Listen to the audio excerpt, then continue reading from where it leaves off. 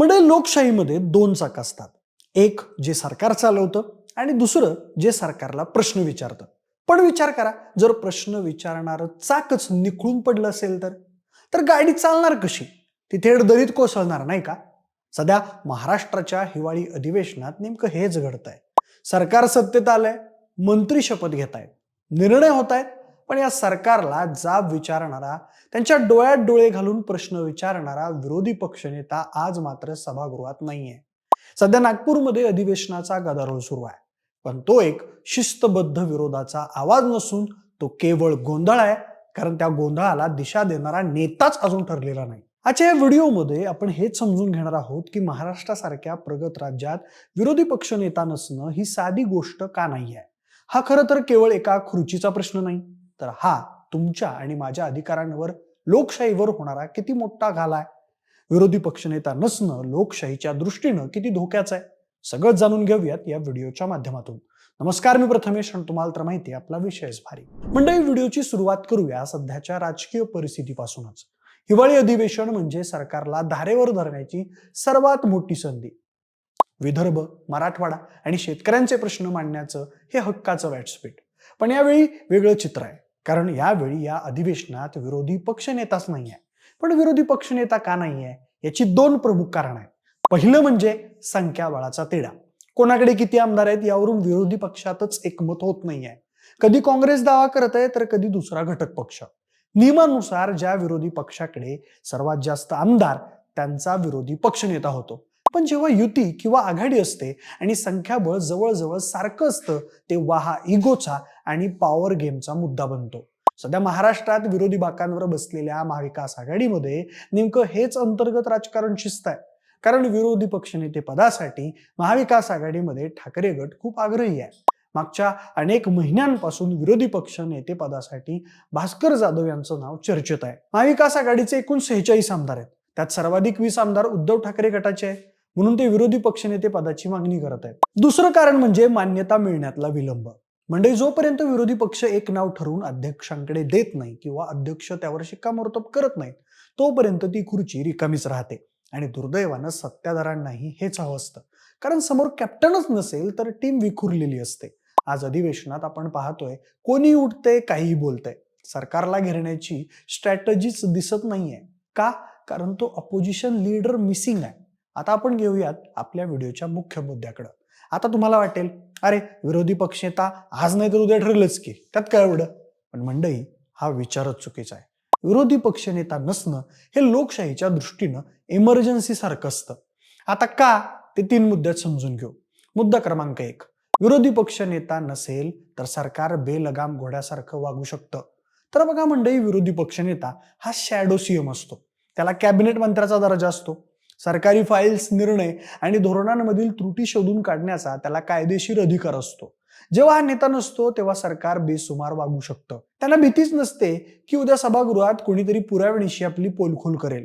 सध्या अधिवेशनात प्रश्नांची सरबत्ती होते, पण त्याला तर्काची जोड नाही आहे, कारण समन्वयाचाच अभाव आहे. मुद्दा क्रमांक 2, विरोधी पक्ष नेता नसेल तर सरकार विधेयकं मंजूर करण्याची घाई करू शकतं. हे सगळ्यात धोकादायक आहे. जेव्हा विरोधी पक्षनेता नसतो तेव्हा सरकारला फ्लोअर मॅनेजमेंट करणं सोपं जातं. महत्वाची विधेयकं, कायदे ज्यांचा तुमच्या माझ्या खिशावर आणि आयुष्यावर परिणाम होणार आहे, ती विधेयकं चर्चेविनाच गोंधळात मंजूर करून घेतली जातात. विरोधी पक्षनेता असला की तो म्हणू शकतो, थांबा, या कायद्यात त्रुटी आहेत, यावर चर्चा झालीच पाहिजे. आज तो आवाज नसल्यामुळं कायदे पास होतील, पण ते लोकहिताचे असतीलच याची गॅरंटी कोण देणार? मुद्दा क्रमांक 3, विरोधी पक्षनेता लोकशाहीचा आत्मा आहे. म्हणजे विरोधी पक्षनेता हा केवळ एका पक्षाचा नेता नसतो, तर तो त्या करोडो मतदारांचा प्रतिनिधी असतो ज्यानं सत्ताधाऱ्यांच्या विरोधात मतदान केलंय. महाराष्ट्रात जवळपास 40 ते 50% लोकांनी विरोधी पक्षाला मत दिलंय. आज नेता नसल्यामुळं त्या 50% जनतेचा आवाज विधानसभेत म्यूट झालाय, म्हणजेच दबला गेलाय. म्हणजे हे असं झालं की कोर्ट सुरू आहे, न्यायाधीश आहेत, सरकारी वकील आहेत, पण आरोपीचा वकीलच नाही आहे. मग न्याय कसा मिळणार? आता सध्या सुरू असलेल्या या हिवाळी अधिवेशनाकडे बघा. आज महाराष्ट्र विधानसभेच्या हिवाळी अधिवेशनाचा पहिला दिवस आहे. खरं त्या अधिवेशनात जनतेच्या नागरी मुद्द्यांवर चर्चा होणं अपेक्षित आहे, पण अधिवेशनाच्या पहिल्या दिवशी विरोधी पक्षनेतेपद कोणाला मिळणार ही चर्चा आहे. त्याचं कारण पण तसंच आहे. महाराष्ट्रात प्रथमच विधिमंडळाचं अधिवेशन विरोधी पक्षनेत्याशिवाय होत आहे. त्यामुळे या मुद्द्याला धरून विरोधकांनी सत्ताधाऱ्यांना कात्रीत पकडण्याचा प्रयत्न सुरू केलाय. मात्र नियमांवर ठेवत सत्ताधारी पक्षांनी विरोधी पक्षनेता निवडीचा चेंडू सभापतींकडे टोलवलाय. त्यामुळेच हिवाळी अधिवेशन विरोधी पक्षनेत्याशिवाय पार पाडलं जाणार आहे अशी शक्यता आहे. या सगळ्या गदारोळात शेतकऱ्यांचे प्रश्न, पीक विमा, दुष्काळ, कायदा सुव्यवस्था, मराठा आरक्षण, बेरोजगारी, महाराष्ट्रासमोर सबंध मोठ्या प्रश्नांचा डोंगर आहे. पण बातम्यांमध्ये काय येत आहे? सभागृहात गदारोळ, कामकाज तहकूब. जेव्हा एखादा सक्षम विरोधी पक्षनेता असतो तेव्हा तो गदारोळ करण्यापेक्षा सरकारला पॉइंट ऑफ ऑर्डरवर तो अडवतो. तो सरकारला पळता बोईत थोडी करतो. उदाहरणादाखल मागे वळून बघा. जेव्हा देवेंद्र फडणवीस विरोधी पक्षनेते होते किंवा त्याआधी अगदीच आर पाटील किंवा छगन भुजबळ यांसारखे नेते विरोधात होते, तेव्हा सरकारला अक्षरशः धडकी भरायची, कारण ते अभ्यासू नेते होते. पण आज काय होतंय? विरोधी पक्षातच समन्वयाचा अभाव आहे. कोण कोणाचा ऐकणार? काँग्रेस वेगळं बोलतंय, ठाकरे गट वेगळा बोलतोय. सरकार या विसंवादाचा पुरेपूर फायदा घेत आहे. थोडक्यातच सांगायचं झालं तर विरोधी पक्षनेता नसणं म्हणजे विरोधी पक्षाची बार्गेनिंग पॉवर शून्य होणं.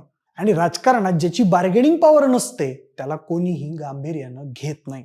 खरं तर या सगळ्या गदारोळानंतर आता विरोधी पक्षनेत्याच्या पदावरून चर्चा सुरू झाली आहे. याबाबत विरोधी पक्षनेते पदाचा प्रश्न मुख्यमंत्र्यांच्या अखत्यारीत येत नाही. त्या संदर्भातले अधिकार सभापतींकडे असतात. या संदर्भात मुख्यमंत्री आणि उपमुख्यमंत्री यांनी स्पष्ट केलेलं असल्याचं शंभूराज देसाई म्हणाले. तसंच विरोधी पक्षनेते पद नसलं तरीही विरोधी पक्षाच्या बोलण्यावर कोणत्याही मर्यादा येत नाहीत. जर उभाटा गटाचे आमदार आदित्य ठाकरे यांचं नाव विरोधी पक्षनेते पदासाठी देण्यास आग्रही असतील तर 2019 साली महाविकास आघाडी सरकारच्या रचनेप्रमाणेच होईल. सरकार स्थापन करताना उद्धव ठाकरे म्हणाले होते की तुमच्यातील एकाला मुख्यमंत्री करायचंय, मात्र प्रत्यक्षात स्वतः मुख्यमंत्री झाले आणि मुलाला कॅबिनेट मंत्री केलं होतं. जो अनुभव त्यावेळी आमदारांना आला होता तोच अनुभव उबाटाच्या आमदारांना यावेळी येईल असा टोलाही त्यांनी लगावलाय. पण एकूणच मंडळी, या सगळ्याचा निष्कर्ष काय? सत्ता कोणाची असो पण विरोध हा मजबूतच असावा लागतो. हेच लोकशाहीचं सौंदर्य आहे. सध्या महाराष्ट्रात जी राजकीय परिस्थिती आहे ती पाहता विरोधी पक्षांनी आपापसातले मतभेद बाजूला ठेवून लवकरात लवकर नेता निवडणं गरजेचं आहे. आणि दुसरीकडे सत्ताधाऱ्यांनीही नियमांचा खेळ न करता त्या नेत्याला मान्यता देऊन लोकशाहीचा सन्मान केला पाहिजे. कारण लक्षात ठेवा, आज आपण ज्या प्रश्नांकडे दुर्लक्ष करू तेच प्रश्न उद्या मोठे होऊन आपल्या समोर उभे राहतील आणि तेव्हा आपल्या बाजूने लढायला विधानसभेत कोणीही नसेल. एक सक्षम विरोधी पक्षनेता हा सरकारच्या चुकीच्या निर्णयांवरचा स्पीड ब्रेकर असतो आणि स्पिरिट ब्रेकर नसेल तर अपघात नक्की आहे. पण मंडळी, तुम्हाला काय वाटतं? सध्याच्या या परिस्थितीला जबाबदार कोण? विरोधी पक्षाचा हलगर्जीपणा की सत्ताधाऱ्यांची चाल? आणि महाराष्ट्राचा विरोधी पक्षनेता म्हणून तुम्हाला कोणाला पाहायला आवडेल? तुमची मतं आम्हाला कमेंट बॉक्समध्ये नक्की सांगा. सोबतच आपल्या विशेष भारीच्या YouTube चॅनलला सबस्क्राईब करायला अजिबात विसरू नका. धन्यवाद.